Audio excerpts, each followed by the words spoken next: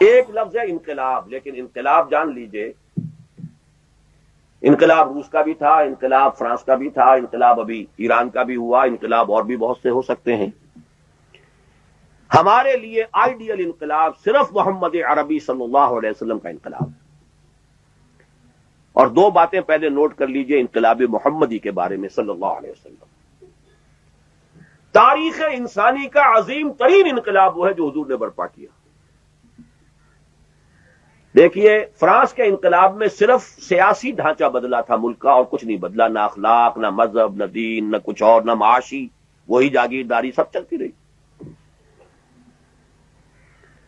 روس کے انقلاب سے صرف معاشی ڈھانچہ بدلا، باقی سب کچھ وہی تھا، وہی عیسائی کے عیسائی، وہی کرسچین ہیں، کیتھولکس ہیں، یہ پروٹسٹنٹس ہیں، یہ ہیں وہ ہے، معاشرہ وہی ہے، صرف معاشی۔ اور محمد عربی صلی اللہ علیہ وسلم کے انقلاب میں ہر شے بدل، عقائد بدل گئے، خیالات بدل گئے، نظریات بدل گئے، اخلاق بدل گئے، کردار بدل گئے، معیشت بدل گئی، معاشرت بدل گئی، سیاست بدل گئی۔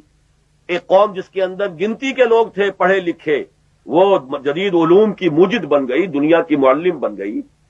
وہ قوم جس کا حال یہ تھا کہ کہیں پانی پینے پلانے پہ جھگڑا اور کہیں گھوڑا آگے بڑھانے پہ جھگڑا، اس کا حال یہ ہوا کہ نماز بھی پڑھ رہے تو ایک امام کی کوشن کے اوپر حرکت کر رہے ہیں۔ یہ منظم جماعت، عبادت جس کو کہتے ہیں خالص انفرادی مسئلہ عبادت نہیں، با جماعت ایک امام اللہ اکبر کہتا ہے، اور چاہے 50,000 پیچھے نمازی ہو، اس وقت وہ حرکت کرے گا، اور اگر امام سے پہلے سر اٹھا لیا تو نماز ختم ہو گئی۔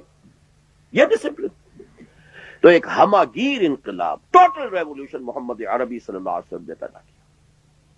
اور نمبر دو یہ کہ یہ انقلاب اس اعتبار سے بھی یونیک ہے، بے مثل ہے، بے نظیر ہے، بے نظیر بھٹو نہیں، بے نظیر انقلاب ہے، کہ باقی تمام انقلابوں میں آپ کو نظر آئے گا کہ کچھ لوگوں نے فکر دیا، سوچ دی، اور وہ صرف مفکرین تھے، میدان کے آدمی نہیں تھے۔ کسی اور شخص نے اس فکر کو لیا اور انقلاب برپا کیا۔ والٹیئر اور روسو جیسے مفکرین مصنفین تھے جنہوں نے فکر پیدا کیا، انقلاب کے اندر عملاً ان کا کوئی دخل نہیں۔ مارکس اور اینجلز نے فلسفہ لکھا اور انقلاب آیا لینن کے ذریعے سے روس میں۔ جبکہ یہاں ہم دیکھتے ہیں کہ ایک ہی فرد واحد ہے صلی اللہ علیہ وسلم، فدا ہو آباؤنا و امہاتنا، ایک شخص واحد کھڑا ہو کر دعوت دے رہا ہے،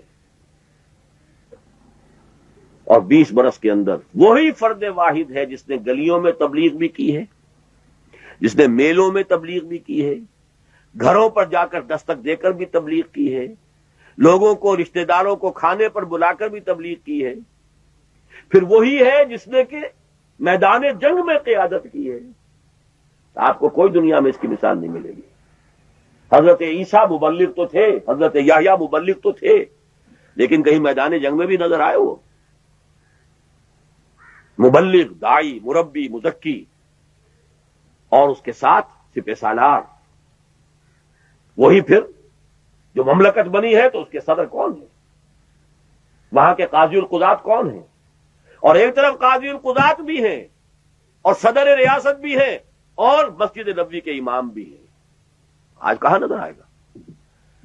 لہذا جان لیجئے کہ ماڈل بھی ہمارے پاس ایک ہی ہے، اور اس سے بہتر اور کامل ماڈل ممکن نہیں ہے، پوری تاریخ انسانی چھان جائیے۔ یہ تو ہماری بد نصیبی ہے کہ ہم نے اس ماڈل سے نگاہیں ہٹا کر کسی اور ماڈل کے اوپر اپنی نگاہوں کو جما لیا ہے، یہ محرومی ہے ہماری۔